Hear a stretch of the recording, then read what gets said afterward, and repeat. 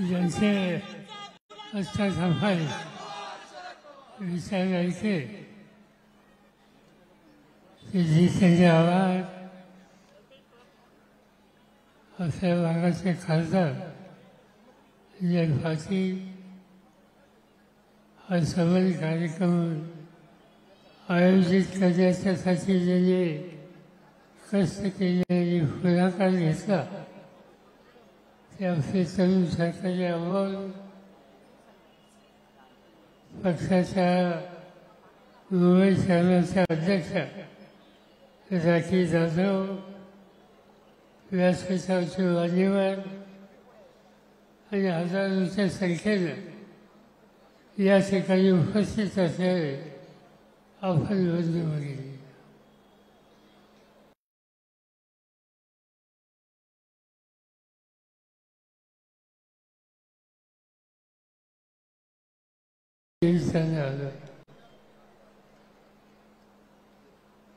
काळ वेगळा होता, आजची स्थिती वेगळी आहे.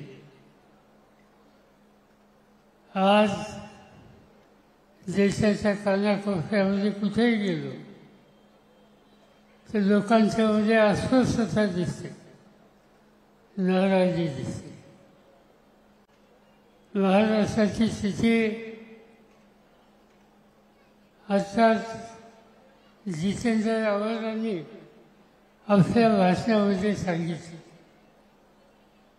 महाराष्ट्र हे देशाचं महत्त्वाचं राज्य आहे. मी तुम्हा लोकांच्या अंतःकरणापासून आभारी आहे की या महाराष्ट्रामध्ये महाराष्ट्राच्या जनतेनं तुम्ही लोकांनी 4 वेळेला महाराष्ट्राच्या मुख्यमंत्रीपदाची जबाबदारी ही माझ्या खांद्यावर टाकली. महाराष्ट्राच्या जनतेच्या पाठिंब्यावर देशाचे अनेक जबाबदारी घेण्याची संधी ही मला स्वतःला मिळाली आणि महाराष्ट्राचा आणि देशाचा चेहरा हा कसा बदलता येईल यासाठी सामुदायिक प्रयत्नाची पराकाष्ठा आम्ही लोकांनी केली.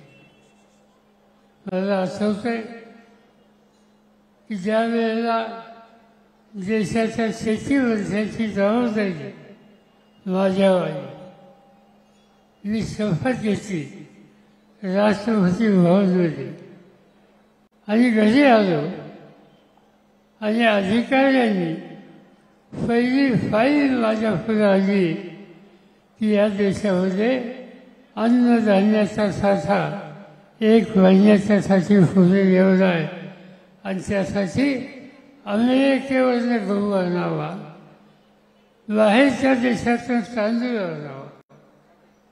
मी फार अस्वस्थ झालो.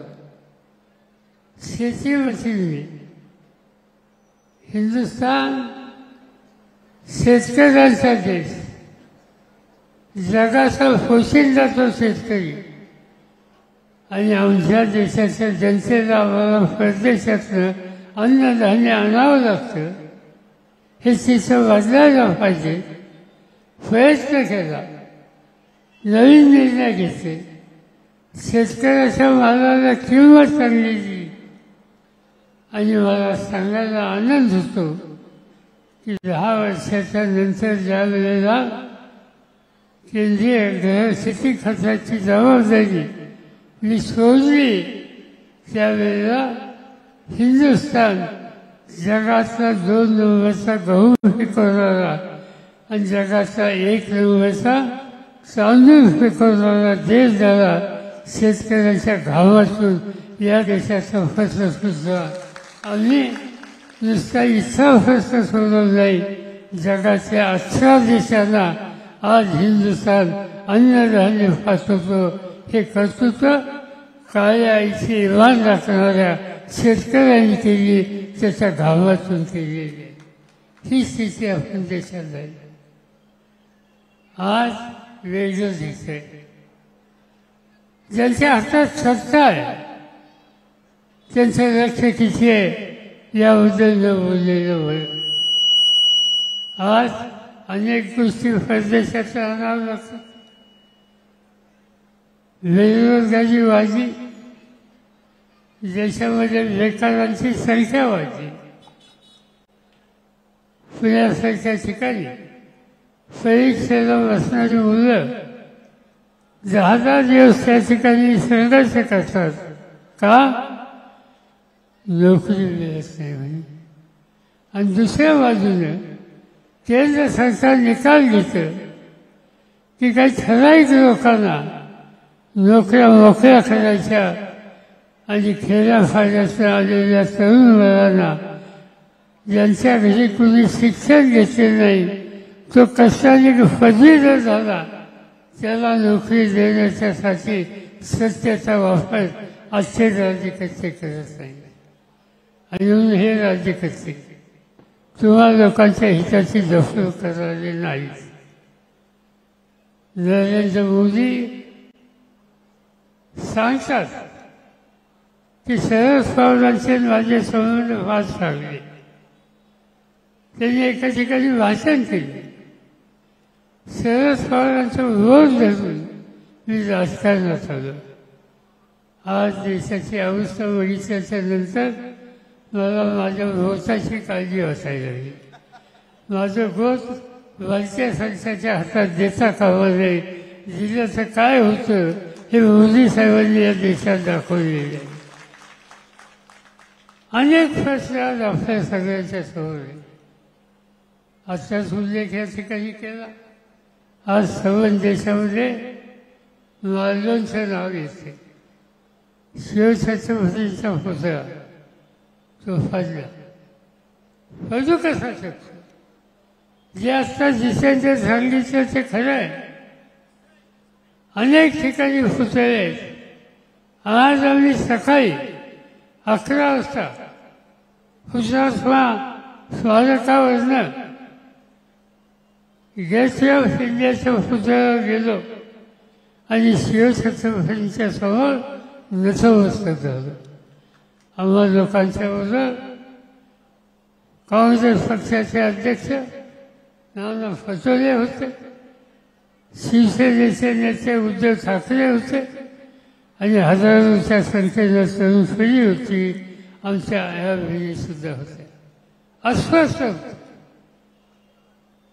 शिवछत्रपतींचा पुतळा तुम्ही बघितलं असेल इंडिया गेटच्या समोर 1960 साली यशवंतराव चव्हाण मुख्यमंत्री झाल्यानंतर हा पुतळा बसवला.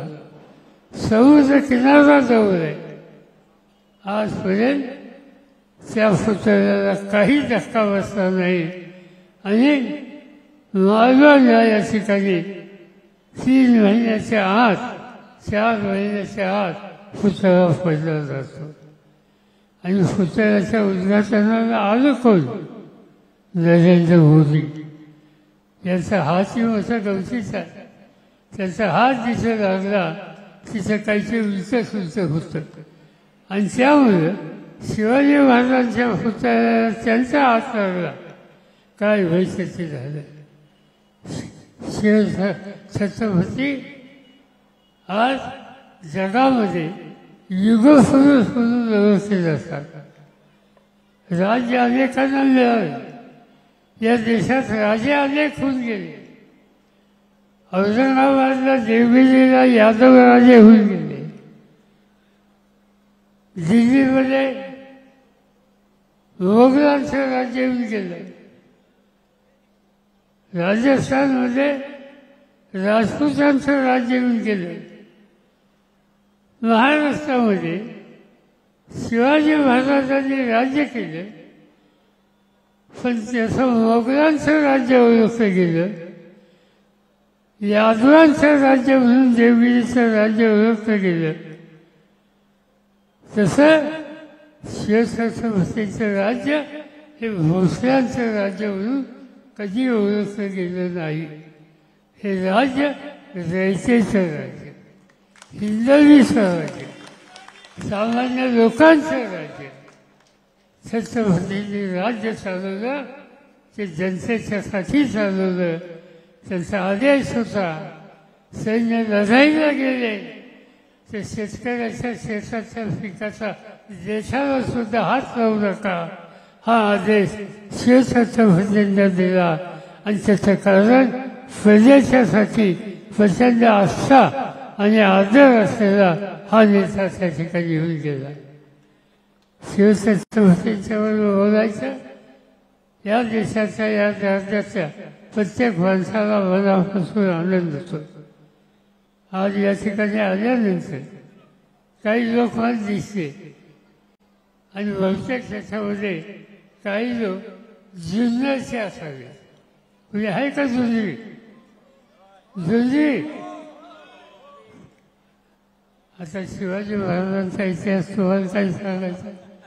छत्रपतींचा जन्म झाला जुन्नर हे ऐतिहासिक ठिकाण आहे की त्या शिवनेरीवर माता जिजाबाईनं युगसृष्टीचा जन्म दिला.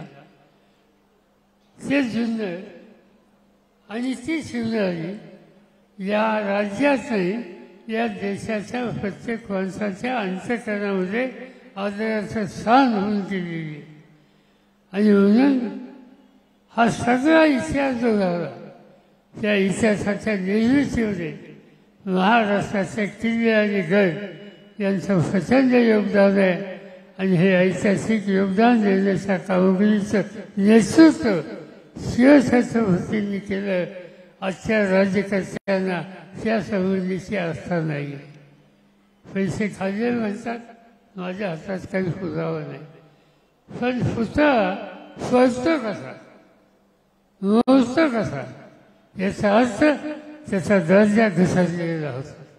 आणि शिवाजी महाराजांचा पुतळा करायचं ऐतिहासिक काम मिळाल्याच्या नंतर त्याचा दर्जा हा सांभाळला जात नाही. ह्या महाराष्ट्रामध्ये अशी वेळची शिवछत्रपतींची कुणाच्या काळात कधीही झाली नव्हती. आज ज्यांच्या हातात सत्ता आहे, भाजपवाले आणि त्यांच्या सरकारांच्या हातात ही सत्ता आहे, त्यांच्या कालखंडामध्ये आज या युगपुरुषाची स्थिती काय झाली ही तुम्ही सगळ्यांनी पाहिलेली. ठीक आहे, आज सांगतात आम्ही नवीन बांधू, होईल नवीन, पण झालं त्याचं काय? कोणत्या सौंदर्याने सांगायचं देशाला? कोणत्या राज्यात आम्ही गेल्याच्या नंतर आम्ही शिवछत्रपतींच्या राज्यातून आलो, शिवछत्रपती युगपुरुष होते, त्यांचा अभिमान आम्हाला आहे हे सांगायला महाराष्ट्राच्या लोकांना आज आधार राहिला नाही. आणि त्याचं कारण या पुतळ्याच्या उभारणीमध्ये सुद्धा चुकीचे निर्णय, भ्रष्टाचाराचे निर्णय आजच्या राज्यकर्त्यांनी केले. आणि अशांच्या हातामध्ये सत्ता द्यायची नाही, हा निकाल घ्यावा लागेल.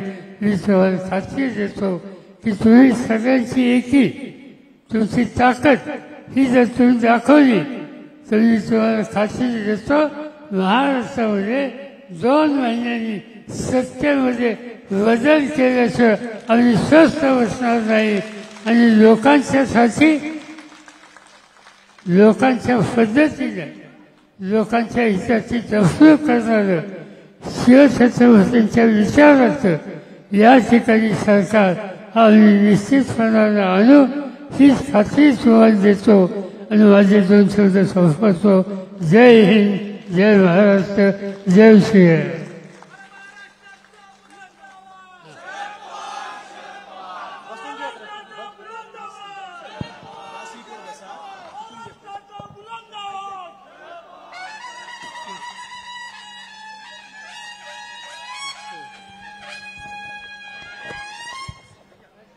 साहेब, हॅलो हॅलो, साहेबांचं तुम्ही ऐकलं ना? मग एवढ्या कमी टाळ्या का मिळाल्या? साहेबांनी जो निर्धार केलाय तो आपण निर्धाराला साथ द्यायची आणि तो निर्धार आपण पूर्ण करणार आहोत. हा युवा संवाद आहे. साहेब, घरामध्ये आई वडील असतात आपल्या प्रश्नांची उत्तर द्यायला. माझाच प्रश्न पहिला आहे, घरामध्ये जर काही आलं की बाबा हे कसं काय कसं, कधी कधी आईकडून मार मिळतो, वडिलांकडून मार मिळतो. पण घराच्या बाहेर जेव्हा आपण पडतो तेव्हा पडल्यावरती अनेक अशा घटना घडतात त्या घटनांमुळे युवकांच्या मनामध्ये नको ते प्रश्न येतात, काही घटनांमुळे युवकांच्या मनामध्ये नैराश्य निर्माण होतं आणि काही युवक हे असे दिशाहीन होतात. अशा वेळी घराच्या बाहेर आपण जेव्हा पडतो आणि प्रश्न पडतो त्याची उत्तरं कोणाकडून आपण घ्यावी हा माझा तुम्हाला प्रश्न आहे. असं आहे, हा प्रश्न तुम्ही आज विचारला, तुम्हाला चिंता आत्ताची आहे आणि मी इथं बसलोय, तुम्ही का काळजी करता, कसं प्रश्न येऊन द्या ना, त्याच्यातून मला काय. म्हणून तर आम्ही हे प्रश्न विचारण्यासाठी, जे घराच्या बाहेर आम्हाला प्रश्न पडतात त्याचं उत्तर शोधण्यासाठी आदरणीय साहेबांना आणलेलं आहे, म्हणून हा प्रश्न विचारलेला आहे. जरा जोरदार टाळ्या. आणि एक सांगतो तुम्हाला की राजकारणामध्ये हजरजबाबीपणा फार महत्वाचा असतो आणि साहेबांचा त्याच्यामध्ये हातखंडा आहे. इथे काही प्रश्न माझ्याकडे आलेले आहेत. साहेब, पहिला प्रश्न आहे की सर्व नागरिकांना दर्जेदार शिक्षण आणि आरोग्य सेवेची उपलब्धता सुधारण्यासाठी कोणते पावली उचलली जात आहेत? दोन गोष्टी आहेत. एक गोष्ट शिक्षणाच्या संदर्भातली आहे. केंद्र सरकारने एक नवीन नीती शिक्षणाच्या संबंधीची घेतली, ती जशी तशी राबवली तर नव्या पिढीचे नुकसान होईल. महाराष्ट्र हे राज्य शैक्षणिक क्षेत्रामध्ये मोठं काम केलेलं राज्य. महाराष्ट्राचा 100 वर्षाचा इतिहास तुम्ही बघा. त्या इतिहासामध्ये तुम्हाला अनेक लोक असे दिसतील ज्यांनी शिक्षणाचे दरवाजे सगळ्यांच्यासाठी केले. शाहू महाराज एक राजे होऊन गेले. आपण नेहमी सांगतो फुले आंबेडकर शाहू महाराजांनी आपल्या संस्थांमध्ये सर्व जातीच्या सर्व धर्माच्या लोकांच्यासाठी शिक्षणाचे दरवाजे खुले केले. सावित्रीबाई फुलेंनी महिलांच्या शिक्षणाच्यासाठी सगळ्यात महत्त्वाचं पाऊल त्यांनी टाकलं. महात्मा ज्योतिबा फुलेंनी शिक्षणाचे दरवाजे खुले करण्याच्यासाठी मोलाची कामगिरी केली. आणि अलीकडच्या काळामध्ये कर्मवीर भाऊराव पाटलांनी शिक्षणाच्या क्षेत्रामध्ये प्रचंड काम केलं आणि लाखो विद्यार्थी शिकले. आज हे या भागात आहे. तसं तुम्ही अमरावती नागपूरला गेला तर डॉक्टर पंजाबराव देशमुख यांनी या शिक्षणाच्या क्षेत्रामध्ये प्रचंड काम केलं आणि या सगळ्यांच्यामुळे आज नवी पिढी शिकते. पालकांना सगळ्यांना माझी आग्रहाची विनंती आहे की तुमची मुलं शिकायची इच्छा शिकतात तोपर्यंत त्यांना प्रोत्साहित करा. त्यांचं कर्तृत्व वाढायचं असेल तर ज्ञानापासून त्यांना उपाशी ठेवू नका. ज्ञान हा कोणाचा मागता नाही, ज्ञान हा सर्वांच्यासाठी खुला आहे. त्याचा लाभ आमच्या नव्या पिढीने घ्यावा. साहेब, तुम्ही मुख्यमंत्री होता तेव्हा सगळी कायदा आणि सुव्यवस्था सगळी अबाधित होती. मला एक प्रश्न आलाय प्रणित म्हणून त्याने की साहेबांच्या मुख्यमंत्रीच्या काळामध्ये म्हणजे त्याचे वडील त्याला सांगायचे की बाबा सगळं अलबेल चाललं होतं आणि आता सध्या जसं आव्हाड साहेबांनी आपल्या भाषणामध्ये सांगितलं की स्त्रीची सुरक्षितता फार महत्वाची आहे. आणि साहेबांनी ज्या युगपुरुषाचं नाव घेतलं ते छत्रपती शिवाजी महाराज, त्यांनी पहिलं जर काय केलं असेल तर माझ्या हिंदवी स्वराज्यामध्ये स्त्री सुरक्षित राहिली पाहिजे. सध्याच्या या काळामध्ये महिलांनी सुरक्षितता राहण्यासाठी स्वतः काय करावं आणि त्यासाठी सरकारकडून काय अपेक्षित करावं हा प्रश्न असं आहे की आपण गेले 10 वर्ष बघतोय मोदी साहेबांचं राज्य, त्यांच्या हातात देशाची जवळपास सत्ता आहे आणि तुम्ही रोजचं वर्षांपत्र उघडा. रोजचं महाराष्ट्र चालू वाचा, सकाळ वाचा, सावना वाचा, कुठल्या रोज कुठेतरी मुलींना त्रास दिला, महिलांच्या अत्याचार केले अशी बातमी आज दुर्दैवानं आपल्याला रोज बघायला मिळते. याचा अर्थ हा की राज्यकर्त्याची जबाबदारी जी भगिनींच्या रक्षणाच्या संदर्भातली आहे त्याच्यामध्ये पूर्तता करण्याची धमक आजच्या राज्यकर्त्यांच्यामध्ये नाही. आणि माझ्या आईच्याबद्दल, माझ्या बहिणीच्याबद्दल, माझ्या मुलीच्या संबंधी जर आज सन्मानाची स्थिती नसेल तर तसं वातावरण तयार करण्याचं जे काम करत असतील त्या राज्यकर्त्यांना खज्यासारखं बाजूला टाकलं पाहिजे आणि आया बहिणींना सन्मानानं वागण्याचे दिवस पुन्हा महाराष्ट्रात येतील याची काळजी घ्यायला हवी. साहेब, पुढचा प्रश्न असा आहे की कार्ल मार्क्सने म्हटलं होतं की धर्म ही अफूची गोळी आहे आणि सध्या आपण बघतोय की ही सगळीकडे धर्माचं आलंय. अशा वेळी सरकारच्या धोरण निर्मिती आणि प्रशासनावरील अतार्किक धार्मिक विश्वासांच्या प्रभावाला तोंड देण्याची तुमची योजना काय आहे? साहजिक गोष्ट आहे. धर्म या देशात अनेक धर्म आहेत.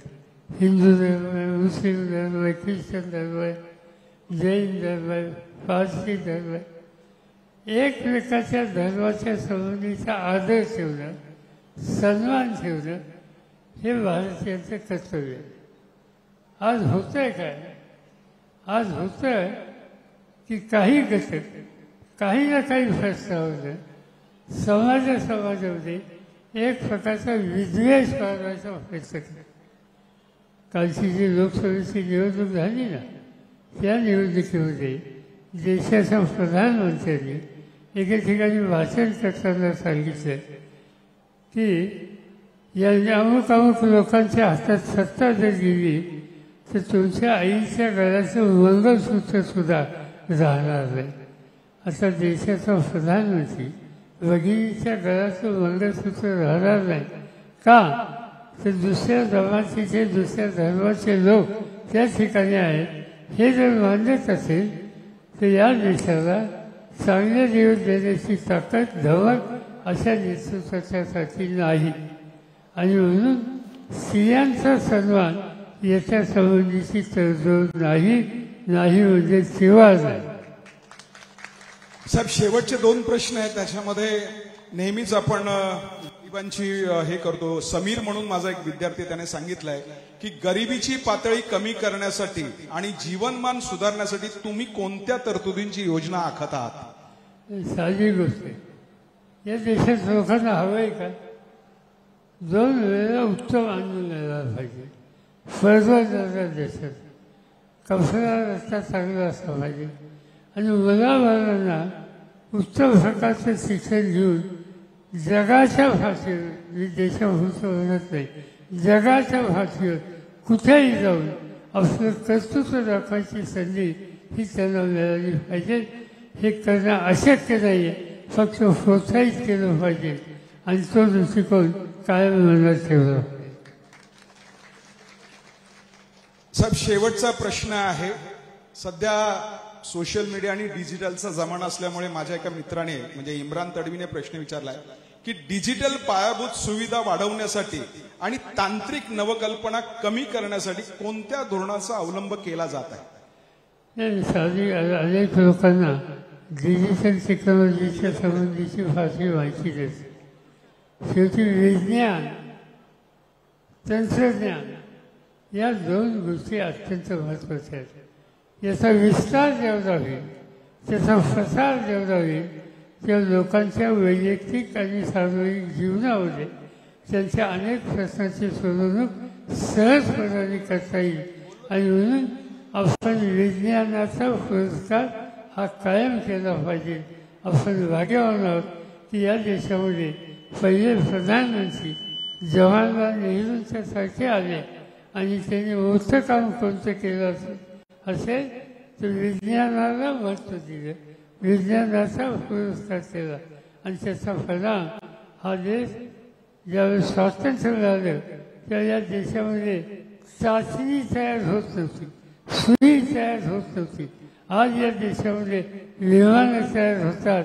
आज मंगळावर माणूस जाण्यासाठी लागणारे जे अभियान आहे ते सुद्धा बनवण्याची ताकद या देशाच्या तंत्रज्ञानाच्या झाली. आणि हे झालं त्याचं कारण नेहरूंनी विज्ञानाचा टाकलेला पाया, त्या पायातनं हे सगळं चित्र बदललं आहे. एवढंच या ठिकाणी सांगू इच्छितो. आभारी आहे. जरा जोरदार टाळ्या साहेबांसाठी. मला वाटतं आपल्या मनातल्या काही शंका दूर झालेल्या आहेत आणि जर काही शंका असतील तर आदरणीय पवार साहेबांनी लिहिलेलं पुस्तक लोक माझा सांगती हे जरूर वाचा, कारण त्याच्यामध्ये भरपूर काही दिलेलं आहे. मी आदरणीय साहेबांचा धन्यवाद करतो. पवन काळे यांना विनंती करतो की आपण सगळ्यांचा आभार माना आणि एक ग्रुप फोटो घेण्यापूर्वी घ्या आणि तोपर्यंत पवन काळे हे आभार मानतील. घ्या. नमस्कार. आज ज्या फक्त महाराष्ट्राचं नव्हे